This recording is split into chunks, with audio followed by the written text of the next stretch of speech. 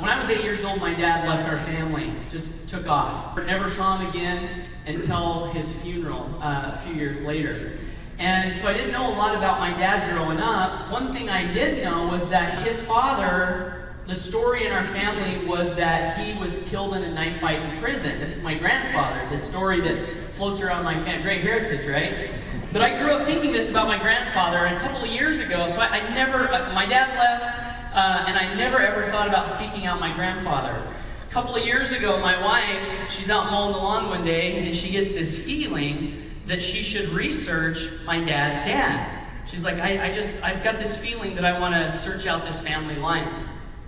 And so all of a sudden she starts getting on the internet and doing all this research and trying to find out information about my grandfather. And I'm thinking, honey, you're kind of crazy. I've never seen you get into this family history research stuff. Why are you doing this? She's like, I've just got this feeling that we need to find out about him. And I was like, okay. So one night I'm sleeping in bed.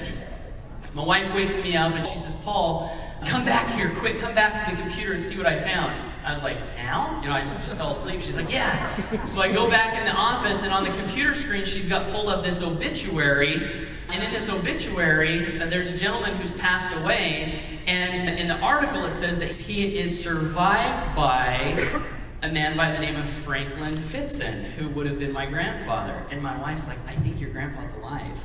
I was like, you've got to be kidding me. She's like, no, I think he's alive. So she starts doing some more research. She tracks down a phone number for him. One Saturday morning, I call this guy up on the phone out of the blue. He lives over in California, and I say, is this Frank Fitzen? He says, yes, it is.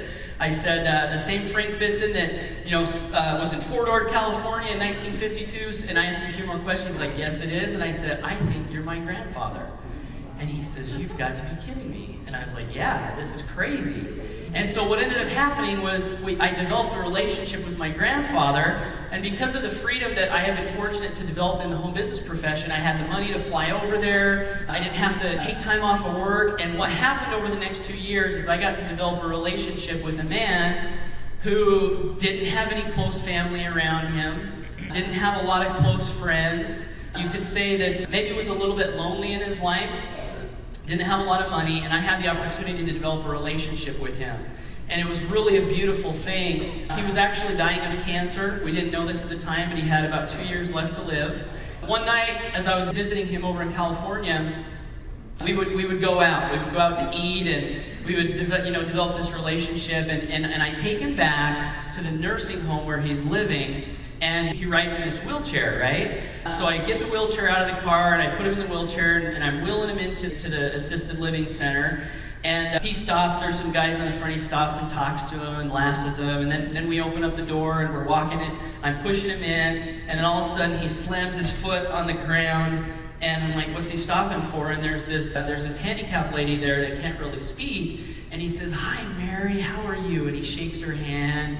And he asks her some questions, and I can't really understand what she's saying, but he takes the time to talk to this lady. And I'm thinking, that's interesting. So then he gets done, and I start wheeling him back down the hall, and all of a sudden he starts singing Dream the Impossible Dream.